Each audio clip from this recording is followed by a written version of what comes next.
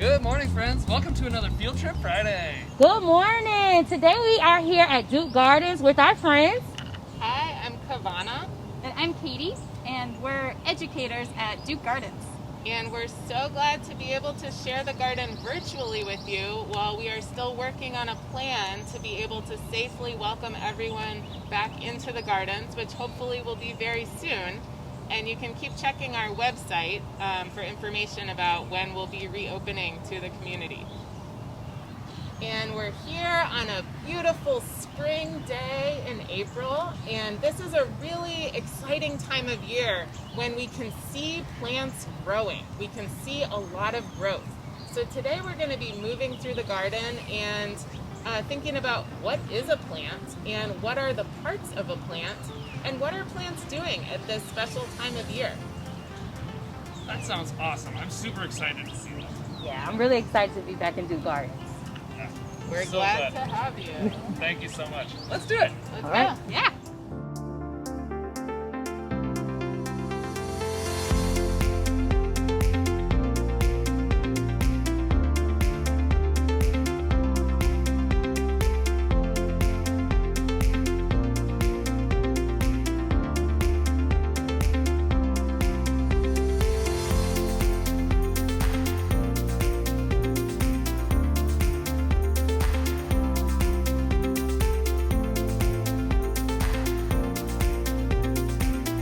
As we start exploring, what is a plant? What are we learning about today? Plants are living things that grow in one place. They don't move around like people do, but they do respond to things in their environment. And they have to get their food and take care of their bodies in special ways since they can't move around. Is there anything else about plants that we should know? Yeah, so plants are living things and plants are everywhere. They're all around us. So here in Duke Gardens, we have special plants that have been collected from around the world, but we also have plants that we can find all around Durham and throughout North Carolina. So no matter where you are, there are plants.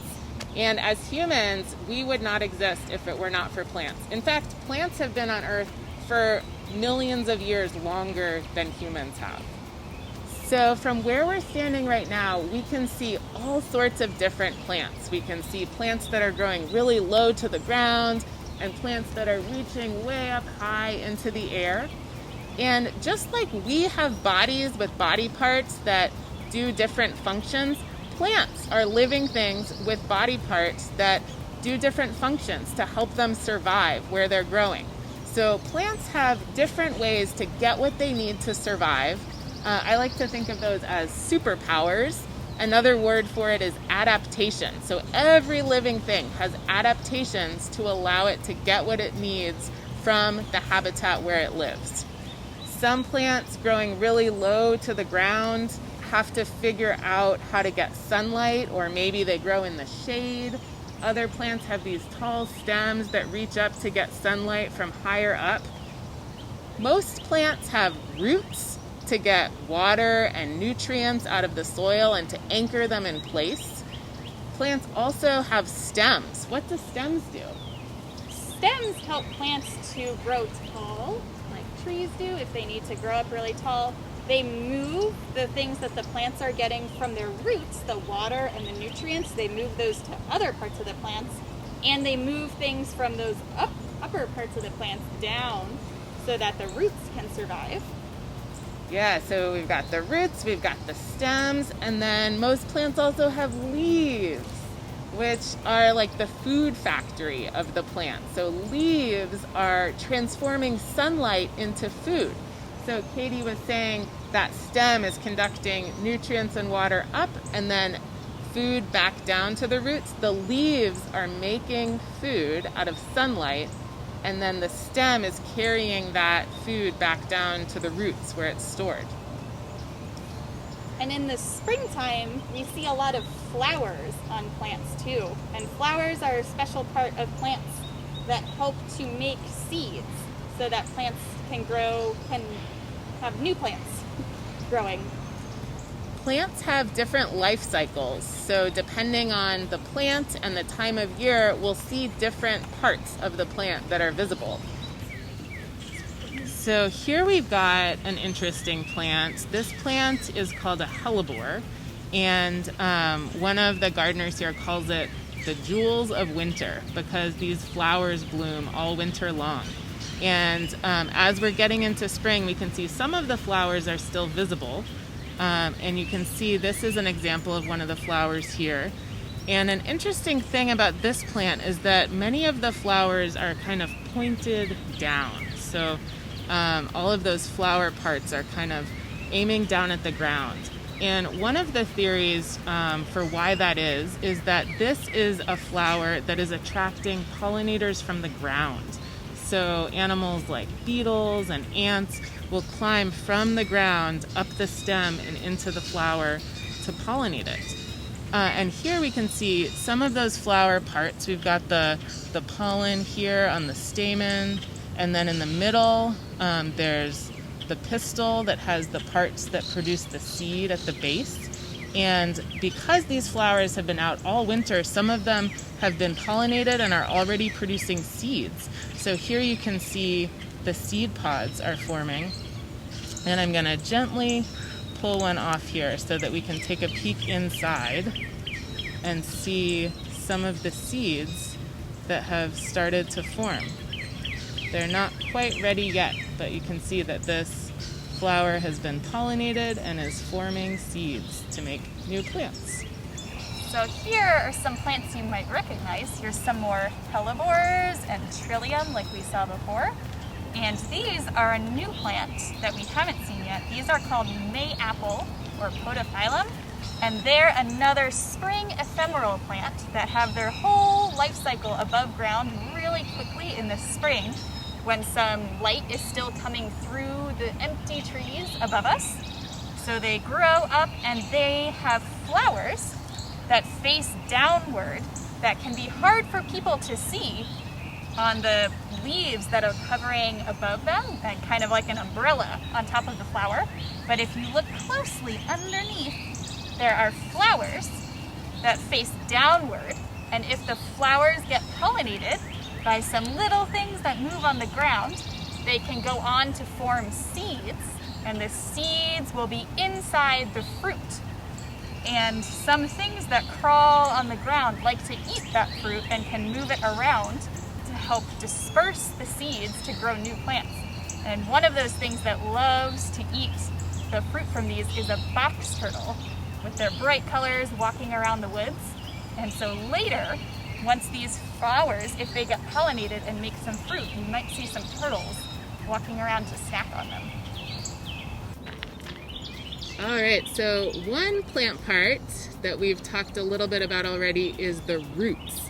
And the roots are a part that's hard to see because for most plants, roots are growing underground. It's the part of the plant that anchors it in the soil, and it's searching and finding water and nutrients from the soil that the roots conduct up into the stem, and the stem carries it into the rest of the plant. I'm sitting here in an area of the garden that has some weeds in it, and our definition of a weed is a plant that's growing where we don't want it to grow. So gardeners spend a lot of time pulling weeds out of the garden so that we can have the plants that we do want to grow. So I've pulled a couple of these weeds out so that we can look at their roots, and there are different kinds of roots. So here on this dandelion, we can see an example of a taproot. And a taproot is usually like one main piece that goes straight down, kind of like a carrot. So here you can see the dandelion's taproot. We can also see the leaves and the stems and this yellow flower. And then also some flowers have started producing seeds. So these are the seeds of the dandelion. And then another kind of root that plants have is called a fibrous root. And fibrous roots, instead of a taproot, which goes straight down, they kind of have multiple branches that spread out underground. So here's an example of fibrous roots. One important part of plants that most plants share is a stem. And stems give plants structure. They help them to grow tall or wide and spread out to get bigger and find new places for their roots to go in or new places for their leaves to grow. And they can look a lot of different ways. So tree stems are woody, they're really strong, and they help trees to grow really, really tall. And they can look a lot of different ways. So this one right here, like this eastern red cedar, has this peely, flaky bark. But other trees have different kinds of bark. They might be different sizes or have different numbers of stems. And then other plants need to grow tall and reach that sunlight, but instead of making a really tough, strong trunk like a lot of trees do, they have stems that specialize in climbing. So vines have really flexible stems that can move, and they have special parts that can help to grip to things that they're climbing on, like other trees.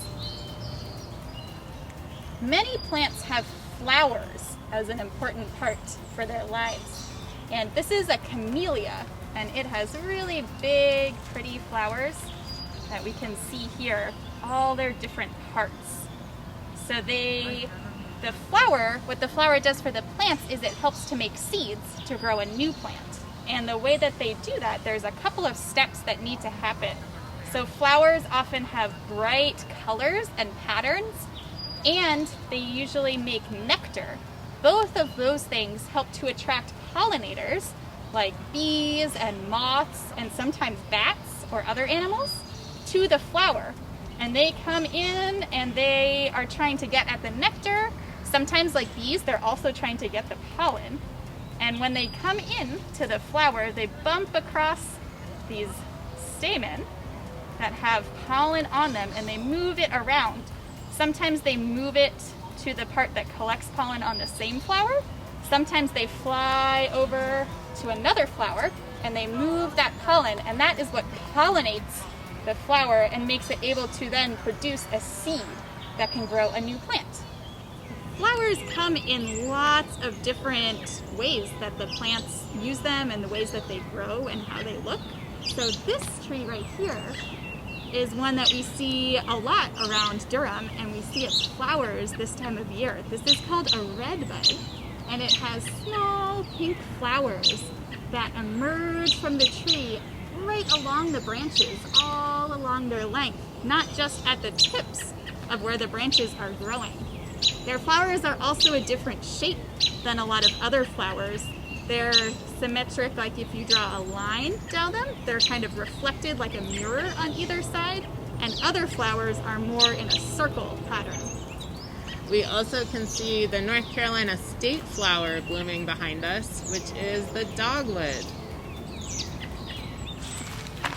So some plants need pollinators to move their pollen from flower to flower, but some plants, like this oak tree, use an entirely different method. These are the flowers of an oak tree, and when they're dangling down like this, the name of this structure is called a catkin, and these catkins are covered in many little flowers, and each little flower has tons of pollen because oak trees use wind to disperse their pollen. So if you're seeing clouds of pollen around right now, maybe it's covering your car, or you're seeing it on the sidewalk, or just covering everything, that pollen is likely coming from an oak tree or also a pine tree. The pollen cones on pine trees are releasing a lot of pollen at this time of year and using the wind to disperse it far and wide to hopefully form more seeds for those trees. Thanks for joining us today. We're excited to share the gardens with you in this way.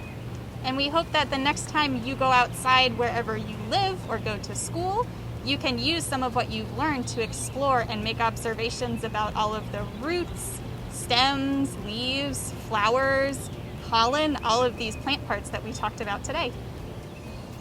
Thank you all so much for having us. It was so good to be back and to see the gardens in their full spring glory. Yeah, it was definitely amazing to learn about the different parts of the plants and to really be able to see them up close. So thank you guys so much for having us today. It was our pleasure. Thanks for coming. Yes. Thank you. We'll get to ask questions about plant parts and all sorts of cool Duke Garden things in the live Q&A. Stay tuned for the live Q&A, y'all.